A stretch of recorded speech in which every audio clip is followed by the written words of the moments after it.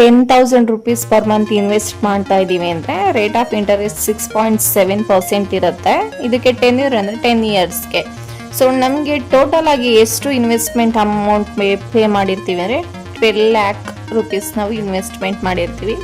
So ಅದಕ್ಕೆ interest rate ಎಷ್ಟು ಕೊಡ್ತಿದ್ದಾರೆ, 5,08,546 rupees ಕೊಡ್ತಾ ಇದ್ದಾರೆ.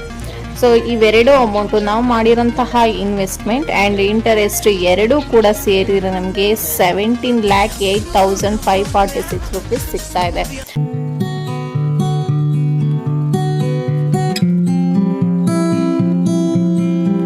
ಹಾಯ್, ನಮಸ್ಕಾರ ಸ್ನೇಹಿತರೆ, welcome to my Savistar YouTube channel. ನಾನು ನಿಮ್ಮ ಪ್ರೀತಿಯ ಸವಿತಾ. ನಾನು ಚೆನ್ನಾಗಿದ್ದೀನಿ, ನೀವು ಚೆನ್ನಾಗಿದ್ರೆ ಎಂದು ಭಾವಿಸುತ್ತಾ ಇವತ್ತಿನ ವಿಡಿಯೋನ ಸ್ಟಾರ್ಟ್ ಮಾಡೋಣ ಬನ್ನಿ. ಇವತ್ತಿನ ವಿಡಿಯೋ ನಾನು ಮಾಡ್ತಾ ಇರೋದು ಯಾವುದು ಅಂತಂದರೆ ರೆಕರಿಂಗ್ ಡೆಪಾಸಿಟ್. ಪೋಸ್ಟ್ ಆಫೀಸಲ್ಲಿ ರೆಕರಿಂಗ್ ಡೆಪಾಸಿಟ್ನ ಯಾವ ರೀತಿಯಾಗಿ ಅಕೌಂಟ್ನ ಓಪನ್ ಮಾಡೋದು, ಇದನ್ನು ಯಾರೆಲ್ಲ ಓಪನ್ ಮಾಡ್ಬೋದು ಆ್ಯಂಡ್ ಇದಕ್ಕೆ ಬೇಕಾಗಿರುವಂತಹ ಡಾಕ್ಯುಮೆಂಟ್ಸ್ ಏನು ಆ್ಯಂಡ್ ಇದರಿಂದ ನಮ್ಗೆ ಏನೆಲ್ಲ ಬೆನಿಫಿಟ್ಸ್ ಸಿಗುತ್ತೆ ಆ್ಯಂಡ್ ನಾವು ಇನ್ವೆಸ್ಟ್ ಮಾಡ್ತಾರಂತಹ ಅಮೌಂಟಿಗೆ ಇಂಟ್ರೆಸ್ಟ್ ರೇಟ್ ಎಷ್ಟು ಕೊಡ್ತಾರೆ, ಸೊ ಇದರಲ್ಲಿ ಲೋನು ಕೂಡ ತೊಗೊಬೋದಾ, ಸೊ ಇಷ್ಟೆಲ್ಲ ನಾವು ಮಾಹಿತಿಯನ್ನು ಈ ರೆಕರಿಂಗ್ ಡೆಪಾಸಿಟಲ್ಲಿ ನಾವು ಏನೇನೆಲ್ಲ ಅನುಕೂಲಗಳನ್ನು ಪಡ್ಬೋದು ಅಂತ ಹೇಳಿ ಈ ವಿಡಿಯೋದಲ್ಲಿ ನಾನು ಸವಿಸ್ತಾರವಾಗಿ ತಿಳಿಸಿಕೊಡ್ತೇನೆ. ಬನ್ನಿ ನೋಡೋಣ. ಈ ರೆಕರಿಂಗ್ ಡೆಪಾಸಿಟ್ ಅಂದರೆ ಆರ್ ಡಿ ಅಕೌಂಟ್ನ ಓಪನ್ ಮಾಡೋದು ನಾವು ಎಲ್ಲೆಲ್ಲಿ ಓಪನ್ ಮಾಡ್ಬೋದು ಅಂದರೆ ಫಸ್ಟಿಗೆ ನಾವು ಪೋಸ್ಟ್ ಆಫೀಸಲ್ಲೂ ಕೂಡ ಓಪನ್ ಮಾಡ್ಬೋದು ಆ್ಯಂಡ್ ಬ್ಯಾಂಕ್ಗಳಲ್ಲೂ ಕೂಡ ಓಪನ್ ಮಾಡ್ಬೋದಾಗಿರುತ್ತೆ. ಇವಾಗ ನಾನು ಪೋಸ್ಟ್ ಆಫೀಸಲ್ಲಿ ಯಾವ ರೀತಿ ಓಪನ್ ಮಾಡೋದು ಡಾಕ್ಯುಮೆಂಟ್ಸ್ ಬಗ್ಗೆ ನಿಮಗೆ ಹೇಳ್ತೀನಿ ಬನ್ನಿ. ಇವಾಗ ಆರ್ ಡಿ ಅಕೌಂಟ್ನ ಓಪನ್ ಮಾಡೋದಕ್ಕೆ ನೀವು ಪೋಸ್ಟ್ ಆಫೀಸ್ಗೆ ಹೋದರೆ ಒಂದು ಫಾರ್ಮ್ ಕೊಡ್ತಾರೆ. ಸೊ ಅದನ್ನು ಫಿಲ್ ಮಾಡಿದ ತಕ್ಷಣ ನಿಮಗೆ ಡಾಕ್ಯುಮೆಂಟ್ಸ್ ಕೇಳ್ತಾರೆ. ಯಾವ ಡಾಕ್ಯುಮೆಂಟ್ಸ್ ರಿಕ್ವೈರ್ಡ್ ಇದೆ ಅಂತ ನೋಡೋಣ ಬನ್ನಿ. ಐಡೆಂಟಿಟಿ ಪ್ರೂಫ್ಗೋಸ್ಕರ ಆಧಾರ್ ಕಾರ್ಡ್ ಕೇಳ್ತಾರೆ, PAN card, passport, voter ID card, driving licence, so job card ಅಂದರೆ ನರೇಗಾಯಿಂದ ಇಶ್ಯೂ ಮಾಡಿರೋಂತಹ ಒಂದು ಜಾಬ್ ಕಾರ್ಡು ಕೂಡ ಕೊಡ್ಬೋದು. ಸೊ ಇಷ್ಟು ಕೊಡಬೇಕಂತ ಏನಿಲ್ಲ, ಇಷ್ಟರಲ್ಲಿ ಯಾವುದಾದ್ರೂ ಒಂದು ನೀವು ಕಾರ್ಡನ್ನು ಅಂದರೆ ಐಡೆಂಟಿಟಿ ಪ್ರೂಫ್ ಆಗಿ ಕೊಟ್ಟರೆ ಅವರು ಕನ್ಸಿಡರ್ ಮಾಡ್ತಾರೆ. ಅಡ್ರೆಸ್ ಪ್ರೂಫ್ಗೋಸ್ಕರ ಯಾವ ರೀತಿಯಾದಂತಹ ಡಾಕ್ಯುಮೆಂಟ್ಸ್ ಸಬ್ಮಿಟ್ ಮಾಡಬೇಕು ಅಂದರೆ ಆಧಾರ್ ಕಾರ್ಡ್, ಇಲ್ಲ ಎಲೆಕ್ಟ್ರಿಸಿಟಿ ಬಿಲ್, ಇಲ್ಲ ವಾಟರ್ ಬಿಲ್, ಇಲ್ಲ ಅಂತ ಅಂದರೆ ಗ್ಯಾಸ್ ಬಿಲ್, ಇಲ್ಲ ಅಂದರೆ ಟೆಲಿಫೋನ್ ಬಿಲ್ಲು ಕೂಡ ನೀವು ಕೊಡ್ಬೋದು. ಆ್ಯಂಡ್ ಪಾಸ್ಪೋರ್ಟ್ ಕೂಡ ಇದ್ರೂ ಕೂಡ ಕೊಡ್ಬೋದು, ಇಲ್ಲ ಪ್ರಾಪರ್ಟಿ ಟ್ಯಾಕ್ಸ್ ಬಿಲ್ ಕಟ್ಟಿದರೆ ಸೊ ಅದನ್ನು ಕೊಟ್ಟು ಕನ್ಸಿಡರ್ ಮಾಡ್ತಾರೆ. ಸೊ ಇಷ್ಟು ಬಂದು ಪ್ರೂಫ್ ಆಫ್ ಅಡ್ರೆಸ್. ಸೊ ಇದಕ್ಕೆ ಫೋಟೋಸ್ ಕೂಡ ಬೇಕಾಗುತ್ತೆ, ಒಂದು 2-3 ಫೋಟೋಸ್ ಕೂಡ ಅದಕ್ಕೆ ಕೊಟ್ಟರೆ ಸೊ ನಿಮ್ಮ ಅಕೌಂಟನ್ನು ಓಪನ್ ಮಾಡ್ತಾರೆ. ರೆಕರಿಂಗ್ ಡೆಪಾಸಿಟ್ ಅಕೌಂಟ್ ಓಪನ್ ಆಗುತ್ತೆ. ಈ ಆರ್ ಡಿ ಅಕೌಂಟ್ ಅನ್ನೋದು ಮಂತ್ಲಿ ಪೇಮೆಂಟ್ ಆಗಿರುತ್ತೆ. ಸೊ ಇದು ಮಂತ್ಲಿ ಪೇಮೆಂಟ್ನ ಕಟ್ಟಬೇಕಾಗಿರುತ್ತೆ. ಸೊ ಇದು ಸೇಫೆಸ್ಟ್ ಇನ್ವೆಸ್ಟ್ ಪ್ಲ್ಯಾನ್ ಆಗಿರೋದ್ರಿಂದ ಸೊ ನಮಗೆ ಮಂತ್ಲಿ ಪೇಮೆಂಟ್ ಇರುತ್ತೆ. ಸೊ ಎಷ್ಟು ಪೇಮೆಂಟ್ಸು ನಾವು ಮಾಡ್ಬೋದು ಅಂತಂದರೆ ಮಿನಿಮಮ್ 100 ರೂಪೀಸಿಂದ ಅನ್ಲಿಮಿಟೆಡ್ವರೆಗೂ ಇರುತ್ತೆ. ಅಂದರೆ ನೀವು ಮಿನಿಮಮ್ 100 ರೂಪೀಸಿಂದ ನೀವು ಎಷ್ಟು ಬೇಕಾದರೂ ಕಟ್ಬೋದು. ಸೊ ನಿಮ್ಮ ಪ್ಲ್ಯಾನ್ ಇರುತ್ತೆ, ಇಷ್ಟು ಕಟ್ಟಬೇಕು ಅಂತೇಳಿ, ಇಷ್ಟು ಸೇವಿಂಗ್ಸ್ ಮಾಡಬೇಕು ಮಂತ್ಲಿ ಅಂದ್ಕೊಂಡಿರ್ತೀರ. ಸೊ ನೀವು ಎಷ್ಟು ಬೇಕಾದರೂ ಕೂಡ ಕಟ್ಕೊತ ಹೋಗ್ಬೋದು. ಇದು ಮಂತ್ಲಿ ಪೇಮೆಂಟ್ ಆಗಿರೋದ್ರಿಂದ 1 ಮಂತ್ ಕೂಡ ಮಿಸ್ ಮಾಡಬಾರ್ದು. ಸೊ ಮಿಸ್ ಮಾಡ್ದಲೇ ನೀವು ಕಟ್ಟಬೇಕಾಗುತ್ತೆ. ಯಾಕೆ ಅಂತ ಅಂದರೆ ಪೆನಲ್ಟಿ ಬೀಳೋಂತಹ ಚಾನ್ಸಸ್ ಇರುತ್ತೆ. ಸೊ ಅದಕ್ಕಾಗಿ ಮಿಸ್ ಮಾಡದೆ ಇದನ್ನು ಕಟ್ಟಬೇಕಾಗುತ್ತೆ. ಸೊ ಪೆನಲ್ಟಿ ಎಷ್ಟು ಬೀಳುತ್ತೆ ಅಂತಲೂ ಕೂಡ ನಿಮಗೆ ತಿಳಿಸ್ಕೊಡ್ತೀನಿ. ಸೊ ಇವಾಗ 1000ಗೆ 10 ರೂಪೀಸ್ ಥರ ಪೆನಲ್ಟಿ ಬೀಳುತ್ತೆ. ಇವಾಗ ನೀವು ಏನು ಮಾಡ್ತಾ ಇರ್ತೀರಾ ಅಂದರೆ 5000 ಮಂತ್ಲಿ ಪೇ ಮಾಡ್ತಾ ಇರ್ತೀರಾ. ಇನ್ ಕೇಸ್ 1 ಮಂತ್ ನೀವು ಪೇಮೆಂಟ್ ಮಾಡಲಿಲ್ಲ, ಸೊ ಅವಾಗ ಎಷ್ಟಾಗುತ್ತೆ 50 ರೂಪೀಸ್ ನಿಮಗೆ ಪೆನಲ್ಟಿ ಬೀಳುವಂತಹ ಚಾನ್ಸಸ್ ಇರುತ್ತೆ. ಒಬ್ಬ ವ್ಯಕ್ತಿ ಎಷ್ಟು ಅಕೌಂಟ್ನ ಓಪನ್ ಮಾಡ್ಬೋದು ಆರ್ ಡಿ ಅಕೌಂಟ್ ಅಂದರೆ ಎಷ್ಟು ಬೇಕಾದರೂ ಅಕೌಂಟ್ನ ಓಪನ್ ಮಾಡುವಂತಹ ಅವಕಾಶ ಕೂಡ ಇದರಲ್ಲಿ ಇದೆ. ಆರ್ ಡಿ ಅಕೌಂಟನ್ನು ಯಾರ್ಯಾರೆಲ್ಲ ಓಪನ್ ಮಾಡ್ಬೋದು, ಅರ್ಹತೆಗಳೇನು ಅಂತ ಅಂದರೆ ಫಸ್ಟು ಹೇಳಬೇಕು ಅಂದರೆ ಈ ಅಕೌಂಟ್ನ ಓಪನ್ ಮಾಡೋದಕ್ಕೆ ಇಂಡಿಯನ್ ಸಿಟಿಸನ್ ಆಗಿರಬೇಕು, ಅಂದರೆ ಭಾರತೀಯ ನಾಗರಿಕನ ಆಗಿರಬೇಕು ಫಸ್ಟು. ಆ್ಯಂಡ್ ಒಬ್ಬ ಸಿಂಗಲ್ ಪರ್ಸನ್ ಅಂದರೆ ಅಡಲ್ಟ್ಸ್ ಕೂಡ ಓಪನ್ ಮಾಡ್ಬೋದು. ಆ್ಯಂಡ್ ಸೆಕೆಂಡ್ ಒಂದು ಏನಂದರೆ ಜಾಯಿಂಟ್ ಅಕೌಂಟ್ ಕೂಡ ಓಪನ್ ಮಾಡ್ಬೋದು. ಅಪ್ ಟು 3 ಅಡಲ್ಟ್ಸ್ ಅಂತಂದರೆ 3 ಜನ ಸೇರಿ ಕೂಡ ಒಂದು ಜಾಯಿಂಟ್ ಅಕೌಂಟಾಗಿ ನಿಮ್ಮ ಆರ್ ಡಿ ಅಕೌಂಟಾಗಿ ಓಪನ್ ಮಾಡ್ಬೋದು. ಈಗ ಒಂದು ಕುಟುಂಬದಲ್ಲಿ ಗಂಡ ಹೆಂಡತಿ ಇರ್ಬೋದು, ಇಲ್ಲ ಅಂದರೆ ಅಪ್ಪ ಅಮ್ಮ ಇರ್ಬೋದು, ಅಕ್ಕ ತಂಗಿ ಇರ್ಬೋದು, ಅಮ್ಮ ಮಗಳು ಇರ್ಬೋದು, ಅಮ್ಮ ಮಗ ಇರ್ಬೋದು, ಅಪ್ಪ ಮಗಳು ಇರ್ಬೋದು, ಅಪ್ಪ ಮಗ ಇರ್ಬೋದು, ಲೈಕ್ ಈ ಥರ. ಸೊ ಒಂದು ಕುಟುಂಬದಲ್ಲಿ ಯಾರು ಬೇಕಾದರೂ ಜಾಯಿಂಟಾಗಿ ಅಕೌಂಟ್ನ ಓಪನ್ ಮಾಡ್ಬೋದು. ಆ್ಯಂಡ್ ಈಗ ಅನ್ಸೌಂಡ್ ಮೈಂಡ್ ಇರ್ತಾರಲ್ಲ ಅಂತ ಅಂದರೆ ಮೆಂಟಲಿ ಅಪ್ಸೆಟ್ ಅಂತ ಇರುವಂತಹ ವ್ಯಕ್ತಿಗಳು ಕೂಡ ಈ ಅಕೌಂಟನ್ನು ಓಪನ್ ಮಾಡ್ಬೋದು. ಆದರೆ ಗಾರ್ಡಿಯನ್ನಾಗಿ ಮನೆಯಲ್ಲಿರುವಂತಹ ಯಾರಾದರೂ ಸದಸ್ಯರೊಂದಿಗೆ ಈ ಅಕೌಂಟನ್ನು ಓಪನ್ ಮಾಡುವಂತಹ ಅವಕಾಶ ಕೂಡ ಇದೆ. ಇನ್ನೊಂದು 10 ಇಯರ್ಸ್ಗಿಂತ ಮೇಲ್ಪಟ್ಟಂತಹ ಮೈನರ್ ಏನಿದ್ದಾರೆ, ಮಗುವಿನ ಕೂಡ ಕೂಡ ಓಪನ್ ಮಾಡ್ಬೋದು. ಬಟ್ ಗಾರ್ಡಿಯನ್ ಆಗಿ ತಂದೆ ಅಥವಾ ತಾಯಿ ಯಾರಾದರೂ ಗಾರ್ಡಿಯನ್ ಆಗಿರಬೇಕು. ಒಂದು ಎಕ್ಸಾಂಪಲ್ ಕೊಡ್ತೀನಿ. ಈಗ 16 ಇಯರ್ಸ್ ಆಗಿರುತ್ತೆ ಒಂದು ಮೈನರ್ ಪರ್ಸನ್ಗೆ ಅಂತ ಅಂದ್ಕೊಳ್ಳಿ.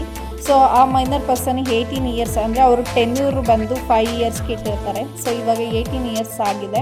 ಸೊ ಇನ್ನು 3 ಇಯರ್ಸ್ ಏನು ಮಾಡಬೇಕು, ಅವ್ರು ಟೆನ್ಯೂರ್ ಇರುತ್ತೆ. ಸೊ ಆವಾಗ ಏನು ಮಾಡಬೇಕು, ಗಾರ್ಡಿಯನ್ ಆಗಿರುವಂತಹ ತಂದೆ ಅಥವಾ ತಾಯಿ ಯಾರಿರ್ತಾರೆ, ಸೊ ಆವಾಗ ಈ ಮೈನರಿಂದ ಮೇಜರ್ ಆಗಿರ್ತಾರೆ, ಸೊ ಅವ್ರಿಗೆ ಅಕೌಂಟ್ನ ಟ್ರಾನ್ಸ್ಫರ್ ಮಾಡಿ ಕೊಡಬೇಕಾಗುತ್ತೆ. ಪ್ಲಸ್ KYC ಕೂಡ ಅಪ್ಡೇಟ್ ಮಾಡಬೇಕಾಗುತ್ತೆ. ಸೊ ಮೈನರಿಂದ ಮೇಜರ್ ಆಗಿ ಬಂದಂತಹ ಅಕೌಂಟ್ನ ಟ್ರಾನ್ಸ್ಫರ್ ಮಾಡಿಸ್ಕೊಂಡಿರೋಂತಹ ವ್ಯಕ್ತಿ ಏನಿರುತ್ತೆ, ಮೇಜರ್ ಆಗಿ ಏನಿರ್ತಾರೆ, ಸೊ ಅವರು ಅಕೌಂಟನ್ನು ಕಂಟಿನ್ಯೂ ಮಾಡ್ತಾ ಹೋಗ್ತಾರೆ.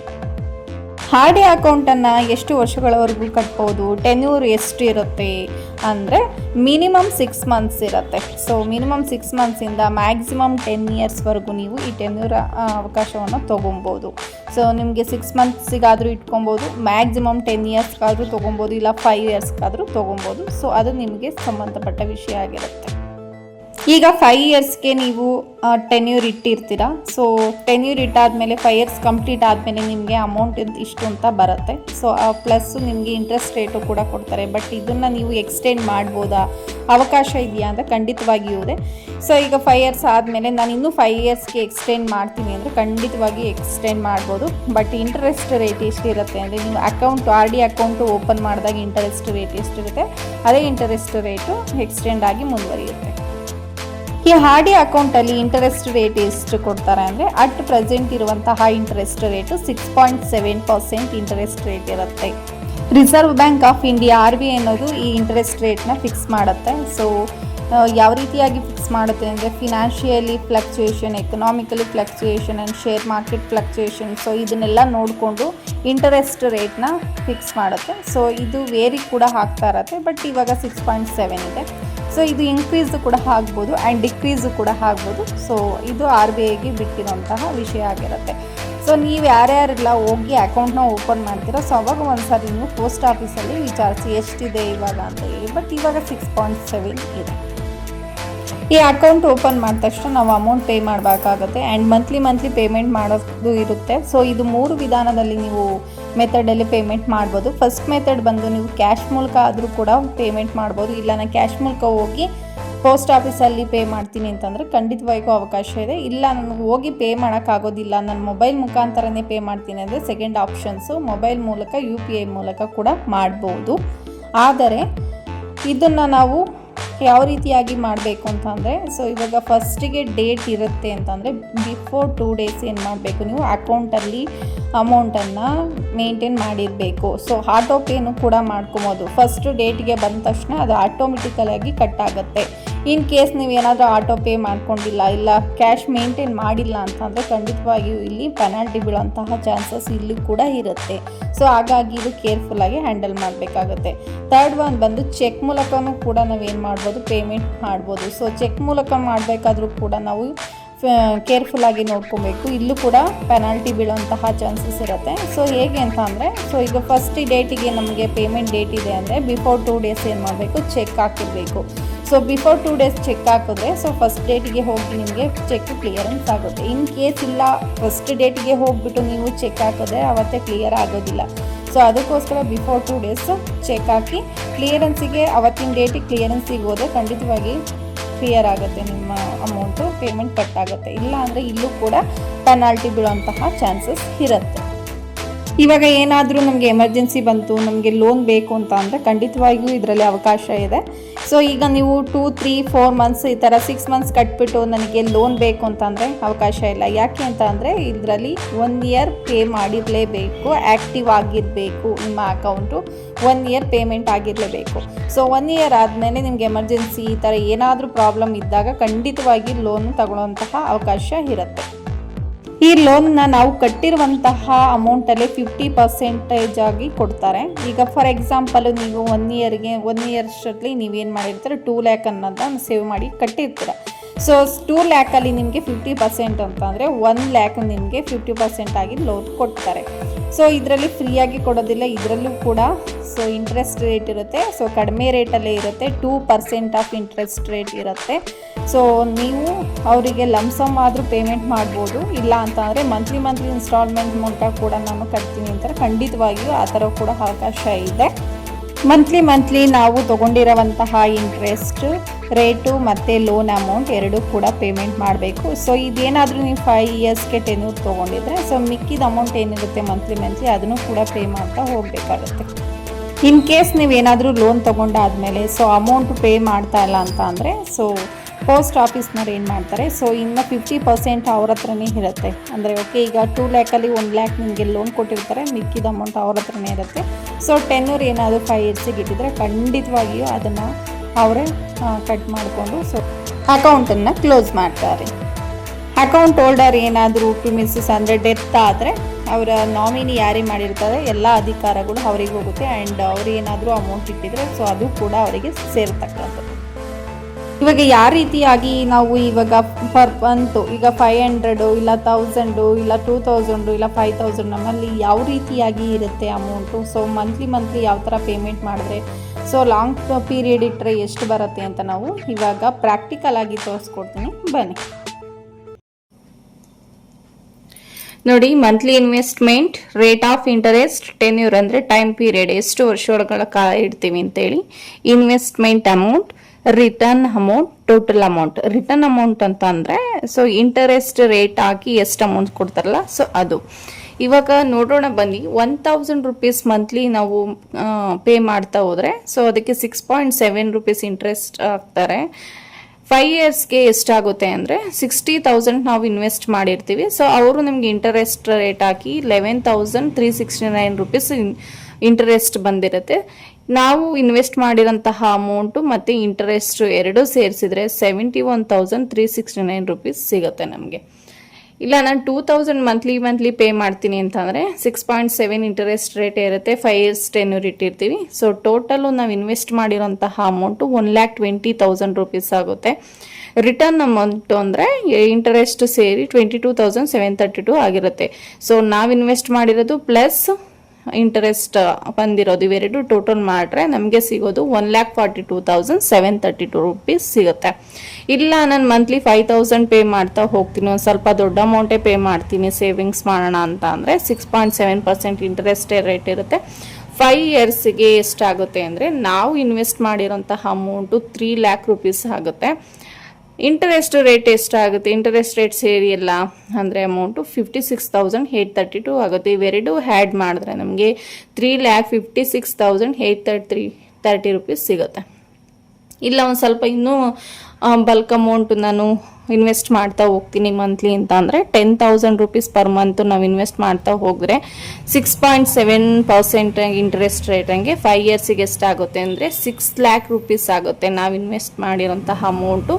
ರಿಟರ್ನ್ ಅಮೌಂಟ್ ಅಂತ ಅಂದರೆ ಇಂಟರೆಸ್ಟ್ ಎಷ್ಟು ಆಗಿರುತ್ತೆ ಅಂದರೆ 1,13,659. ಸೊ ನಾವು ಇನ್ವೆಸ್ಟ್ ಮಾಡಿರೋ amount and interest rate amount total ಎರಡು ಸೇರಿ 7,13,659 ರೂಪೀಸ್ ಆಗುತ್ತೆ. ಇಲ್ಲ ನಂಗೆ ಅಷ್ಟೊಂದು ಅಮೌಂಟ್ ಇಲ್ಲ, ನಾನು 500 ಪೇ ಮಾಡ್ತೀನಿ ಮಂತ್ಲಿ ಅಂದರೆ 6.7% ಹಂಗೆ 3 ಇಯರ್ಸ್ಗೆ ಇಲ್ಲ ಕಡಿಮೆ ನಮ್ಮ ಪೀರಿಯಡ್ ಟೆನ್ಯೂರ್ ತೊಗೊತೀನಿ ಅಂದರೆ ಸೊ ಎಷ್ಟಾಗುತ್ತೆ, ನಾವು ಮಾಡಿರೋಂತಹ ಅಮೌಂಟ್ 18,000 ಆಗುತ್ತೆ. ಸೊ ಯಾಕೆ ಇಲ್ಲಿ ಕಡಿಮೆ ಆಯಿತು ಅಂತಂದರೆ ಸೊ ನಾವು ಮಂತ್ಲಿ ಇನ್ವೆಸ್ಟ್ ಮಾಡ್ತಾ ಇರೋಂತಹ ಅಮೌಂಟು ಕೂಡ ಕಡಿಮೆ ಇದೆ ಆ್ಯಂಡ್ ಟೆನ್ಯೂರ್ ಕೂಡ ಕಡಿಮೆ ಇದೆ. ಸೊ ಇಲ್ಲಿ ನೋಡಿ ಅದಕ್ಕೋಸ್ಕರ 18,000 ಆಗುತ್ತೆ. ಸೊ ಎಷ್ಟಾಗುತ್ತೆ ಇಂಟರೆಸ್ಟ್ ಅಂದರೆ 1,973. ಸೊ ಎರಡು ಆ್ಯಡ್ ಮಾಡಿದ್ರೆ 19,973. ನಾನು ಯಾಕೆ ಇದನ್ನು ತೋರಿಸ್ತಾ ಇದ್ದೀನಿ ಅಂತ ಅಂದರೆ ನೋಡಿ, ಅಮೌಂಟು ಕಡಿಮೆ ಇನ್ವೆಸ್ಟ್ಮೆಂಟ್ ಮಾಡಿದ್ರೆ ಮತ್ತು ಟೆನ್ಯೂರು ಕೂಡ ಕಡಿಮೆ ತೊಗೊಂಡ್ರೆ ನಮ್ಗೆ ಏನಾಗುತ್ತೆ ಅಂದರೆ ಸೊ ನಮಗೆ ಬಲ್ಕ್ ಅಮೌಂಟು ಅನ್ನೋದು ಸಿಗೋದಿಲ್ಲ, ಕಡಿಮೆ ನಮಗೆ ಅಮೌಂಟ್ ಸಿಗುತ್ತೆ ಅಂತ ಇದೊಂದು ಉದಾಹರಣೆ ತೋರಿಸಿದ್ದೇನೆ. ಇಲ್ಲ ನಾನು 3,000 ಪೇ ಮಾಡ್ತೀನಿ ಮಂತ್ಲಿ ಅಂತ ಅಂದರೆ 6.7% ಹಂಗೆ 3 ಇಯರ್ಸ್ ಎಷ್ಟಾಗುತ್ತೆ ಅಂದರೆ 1,08,000 ರೂಪೀಸ್ ಆಗುತ್ತೆ investment amount. So return amount ಎಷ್ಟಾಗುತ್ತೆ 11,847. ಇವೆರಡೂ ಸೇರಿದ್ರೆ ನಮಗೆ 1,19,847 ರೂಪೀಸ್ ಆಗುತ್ತೆ. 10,000 ರೂಪೀಸ್ ಪರ್ ಮಂತ್ ಇನ್ವೆಸ್ಟ್ ಮಾಡ್ತಾ ಇದ್ದೀವಿ ಅಂದರೆ ರೇಟ್ ಆಫ್ ಇಂಟರೆಸ್ಟ್ 6.7% ಇರುತ್ತೆ. ಇದಕ್ಕೆ ಟೆನ್ಯೂರ್ ಅಂದರೆ 10 ಇಯರ್ಸ್ಗೆ. ಸೊ ನಮಗೆ ಟೋಟಲ್ ಆಗಿ ಎಷ್ಟು ಇನ್ವೆಸ್ಟ್ಮೆಂಟ್ ಅಮೌಂಟ್ ಪೇ ಮಾಡಿರ್ತೀವಿ ಅಂದರೆ 12 ಲ್ಯಾಕ್ ರೂಪೀಸ್ ನಾವು ಇನ್ವೆಸ್ಟ್ಮೆಂಟ್ ಮಾಡಿರ್ತೀವಿ. ಸೊ ಅದಕ್ಕೆ ಇಂಟರೆಸ್ಟ್ ರೇಟ್ ಎಷ್ಟು ಕೊಡ್ತಿದ್ದಾರೆ, 5,08,546 rupees ಕೊಡ್ತಾ ಇದ್ದಾರೆ. ಸೊ ಇವೆರಡು ಅಮೌಂಟು ನಾವು ಮಾಡಿರೋಂತಹ ಇನ್ವೆಸ್ಟ್ಮೆಂಟ್ ಆ್ಯಂಡ್ ಇಂಟರೆಸ್ಟ್ ಎರಡೂ ಕೂಡ ಸೇರಿದರೆ ನಮಗೆ 17,08,546 rupees ಸಿಗ್ತಾ ಇದೆ. ಸೊ ಅಂದರೆ ಇಲ್ಲಿ ನೋಡಿ, ನಾವು ಇನ್ವೆಸ್ಟ್ಮೆಂಟ್ ಅಮೌಂಟು ಕೂಡ ದೊಡ್ಡದಾಗಿದೆ ಆ್ಯಂಡ್ ಟೆನ್ಯೂರು ಅಂದರೆ ಟೈಮ್ ಪೀರಿಯಡ್ ಏನಿದೆ ಟೆನ್ಯೂರು ಕೂಡ ನಾವು 10 years ಮ್ಯಾಕ್ಸಿಮಮ್ 10 yearsಗೆ ಇಟ್ಬಿಟ್ಟಿದ್ದೀವಿ.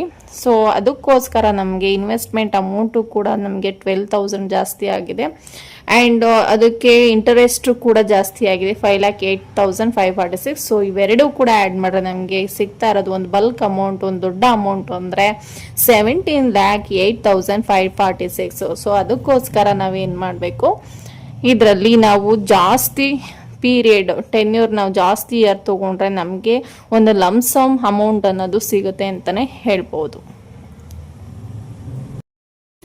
ನೋಡಿದ್ರಲ್ಲ ಸ್ನೇಹಿತರೆ, ಯಾವ ರೀತಿಯಾಗಿ ಮಂತ್ಲಿ ನಾವು ಪೇಮೆಂಟ್ ಮಾಡ್ತಾ ಹೋದರೆ ಇಂಟ್ರೆಸ್ಟ್ ರೇಟ್ ಸಿಗುತ್ತೆ ಅಂತ ಹೇಳಿ. ಇವಾಗ ನಾವು monthly 500 rupees, 100 rupees, 1000 rupees, 2,000 rupees and maximum 10,000 rupeesವರೆಗೂ ನಾನು ತೋರಿಸಿದ್ದೀನಿ ನಿಮಗೆ ಎಷ್ಟು ಸಿಗುತ್ತೆ, ಇಂಟ್ರೆಸ್ಟ್ ರೇಟ್ ಸೇರಿಸಿ ಎಷ್ಟು ಕೊಡ್ತಾರೆ ನಮಗೆ ಅಂತ ಹೇಳಿ. ಇದು ತುಂಬಾ ಯೂಸ್ಫುಲ್ ಆಗುವಂತಹ ಒಂದು ಸ್ಕೀಮ್ ಆಗಿರುತ್ತೆ. ಈಗ ನಾವು ಒಂದು ಮಿಡಲ್ ಕ್ಲಾಸ್ ಅಂತ ಜನಗಳು ತುಂಬ ಕನಸು ಕಟ್ಕೊಂಡಿರ್ತೀವಿ. ಸೊ ಈ ಕನಸನ್ನ ನನಸು ಮಾಡ್ಕೊಳಕ್ಕೆ ಆಗೋದೇ ಇಲ್ಲ, ಕನಸಾಗಿರುತ್ತೆ. ಅಂತಹ ಸಂದರ್ಭದಲ್ಲಿ ನಾವೇನು ಮಾಡಬೇಕು ಅಂತಂದರೆ, ಈ ಥರ ಸ್ಕೀಮ್ಗಳಿದ್ದಾಗ ನಾವು ಯುಟಿಲೈಸ್ ಮಾಡ್ಕೊಬೇಕಾಗುತ್ತೆ. ಸೊ ನಮ್ಮಲ್ಲಿ ಎಷ್ಟು ಆಗುತ್ತೆ ಅಷ್ಟು ಅಮೌಂಟನ್ನು ಮಂತ್ಲಿ ಕಟ್ಕೊಳ್ತಾ ಹೋಗ್ಬೋದು. ಕಟ್ಕೊಳ್ತಾ ಹೋದರೆ ತುಂಬಾ ಬೆನಿಫಿಟ್ಸ್ ಆಗುತ್ತೆ ಅಂತ ಹೇಳ್ಬೋದು. ನಾವು ಇವಾಗ ಏನು ಮಾಡ್ತೀವಿ, ಏನಾದರೂ ಒಂದು ಮನೆ ಕಟ್ಟಬೇಕು ಅಂತ ಕನಸು ಕಟ್ಟಿರ್ತೀವಿ, ಇಲ್ಲ ಅಂತ ಅಂದರೆ ಬೈಕ್ ತೊಗೊಬೇಕು, ಇಲ್ಲ ಕಾರ್ ತೊಗೊಬೇಕು ಅಂದ್ಕೊಂಡಿರ್ತೀವಿ, ಇಲ್ಲ ಅಂದರೆ ಅಪ್ಪ ಅಮ್ಮ ಅಂದರೆ ತಂದೆ ತಾಯಿಗಳು ಏನಿರ್ತಾರೆ, ಮಗಳು ಮದುವೆ ಮಾಡಬೇಕು ಅಂತ ಕನಸು ಕಟ್ಟಿರ್ತಾರೆ. ಇಂತಹ ಸಂದರ್ಭದಲ್ಲಿ ತುಂಬಾ ಯೂಸ್ಫುಲ್ ಆಗುತ್ತೆ. ಇಲ್ಲ ಎಜುಕೇಷನ್ ಪರ್ಪಸ್ಗೋಸ್ಕರ ಮಕ್ಕಳಿಗೋಸ್ಕರನೂ ಕೂಡ ನಾವು ಮಂತ್ಲಿ ಕಟ್ಕೊಂಡು ಹೋಗ್ಬೋದು. ಈ ಥರ ಕಟ್ಕೊಂಡು ಹೋಗೋದ್ರಿಂದ ನಾವು ಲಾಂಗ್ ಟರ್ಮಾಗಿ ಇಟ್ಟರೆ ಇದು ಖಂಡಿತವಾಗಿ ಯೂಸ್ ಆಗುತ್ತೆ. ಒಂದು ಲಮ್ಸಮ್ ಅಮೌಂಟ್ ಅಂತ ಹೇಳಿ ಸಿಗುತ್ತೆ. ಯಾಕೆ ಅಂತಂದರೆ ಇಂಟ್ರೆಸ್ಟ್ ರೇಟು ಕೂಡ ಹಾಕಿರ್ತಾರೆ ಮಂತ್ಲಿ. ಸೊ ನಮಗೆ ಇದು ಫುಲ್ ಬೆನಿಫಿಟ್ ಸಿಗುತ್ತೆ. ಒಂದು ಲಮ್ಸಮ್ ಅಮೌಂಟ್ ಅಂತ ಸಿಕ್ಕರೆ ಯಾವುದಾದ್ರಕ್ಕಾದರೂ ಯೂಸ್ ಆಗುತ್ತೆ ಅಂತಲೇ ಹೇಳ್ಬೋದು.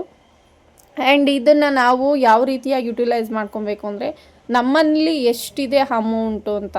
ಈಗ ನಮ್ಗೆ 100 rupees ಇದ್ದರೆ 100 rupees, ಇಲ್ಲ 500 rupees ಇದ್ದರೆ 500 rupees, ಇಷ್ಟೇ ಕಟ್ಟಬೇಕು ಅಂತ ಇದಕ್ಕೆ ಏನಿಲ್ಲ. ನಮ್ಮಲ್ಲಿ ಎಷ್ಟಿದೆಯೋ ಅಷ್ಟು ನೋಡಿಕೊಂಡು ಕಟ್ಕೊಳ್ತಾ ಹೋಗ್ಬೋದು. ಆ್ಯಂಡ್ ಇದು ನಾವೆಲ್ಲೋ 100 rupeesನ ಎಲ್ಲೋ ಕಾಫಿ, ಟೀ, ಇಲ್ಲ ಸಮೋಸ ಈ ಥರ ನಾವು ಖರ್ಚು ಮಾಡಿಬಿಡ್ತೀವಿ.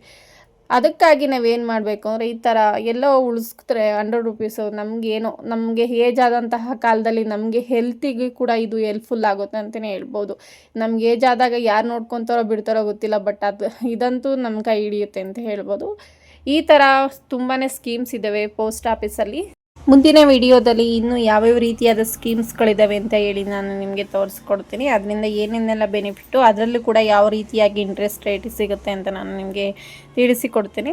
ಹಾಗೆಯೇ ನನ್ನ ವಿಡಿಯೋ ನಿಮಗೆ ತುಂಬ ಇಷ್ಟ ಆಗಿದೆ ಅಂತ ಭಾವಿಸ್ತೀನಿ. ಸೊ ದಯವಿಟ್ಟು ಯಾರ್ಯಾರೆಲ್ಲ ಈ ವಿಡಿಯೋನ ನೋಡಿದ್ರೆ ನಿಮ್ಮ ಫ್ಯಾಮಿಲಿ ಮತ್ತು ಫ್ರೆಂಡ್ಸ್ಗೂ ಕೂಡ ಶೇರ್ ಮಾಡಿ. ಅವರು ಕೂಡ ಇದನ್ನು ಸದುಪಯೋಗ ಪಡಿಸ್ಕೊಳ್ಳಿ, ಅವ್ರಿಗೂ ಕೂಡ ಇಷ್ಟ ಆದರೆ ಸದುಪಯೋಗ ಪಡಿಸ್ಕೊಳ್ಳಿ ಅಂತ ಹೇಳ್ತಾ ನಾನು ಇವತ್ತಿನ ವಿಡಿಯೋನ ಎಂಡ್ ಮಾಡ್ತಾಯಿದ್ದೀನಿ.